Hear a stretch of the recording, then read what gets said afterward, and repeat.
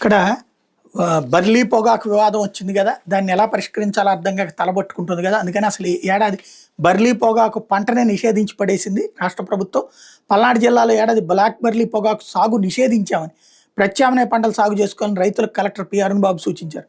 Collectorate శుక్రవారం విలేకరులతో మాట్లాడుతూ బ్లాక్ బర్లీ పొగాకుకి ధరలు పతనమవుతున్న దృష్ట్యా ఈ రకం పొగాకు సాగు క్రాప్ హాలిడే ప్రకటించామన్నారు. ఆదాయం లేని పంటల సాగుకు రైతులు దూరంగా ఉండాలన్నారు. బ్లాక్ బర్లీ క్రాప్ హాలిడే గురించి వ్యవసాయ అధికారులు రైతులకు అవగాహన కల్పించి ప్రత్యామ్నాయ పంటలు సాగు చేసే వాళ్ళని ప్రోత్సహించాలన్నారు. జిల్లాలో ఉద్యాన పంటల విస్తీర్ణం పెంచాల్సిన అవసరం ఉందన్నారు. మిర్చి, పత్తి వంటి పంటలకు సైతం ప్రత్యామ్నాయ పంటలు సాగు చేయాల్సిన తరుణం వచ్చిందన్నారు. గత సంవత్సరం మొక్కజొన్న రైతులకు మంచి దిగుబడి ఆదాయం వచ్చిందని చెప్పుకొచ్చారు. మరియు బ్లాక్ బర్లీ పొగాకు రైతులు గిట్టుబాటు ధర విషయంలో ఆందోళన చెందొద్దని, మద్దతు ధరతో పంట కొనుగోలు చేసిన చర్యలు తీసుకుంటున్నామంటూ కలెక్టర్ చెప్పుకొచ్చారు. గతేడాదితో పోలిస్తే ఈ సంవత్సరం రెట్టింపు విస్తరణలో బ్లాక్ బర్లీ సాగుడు జరగడంతో మంచి దిగుబడి వచ్చినప్పటికీ ఆశించిన ధర అందడం లేదన్నారు.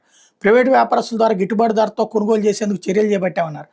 ఎడ్లపాడు మార్కెట్ కేంద్రంలో కొత్తగా పొగాకు కొనుగోలు కేంద్రాన్ని ప్రారంభించామని చెప్పారు. ప్రభుత్వానికి బ్లాక్ బర్లీ పొగాకు అమ్మదలిచిన రైతులు రిజిస్ట్రేషన్ తప్పనిసరి అన్నారు.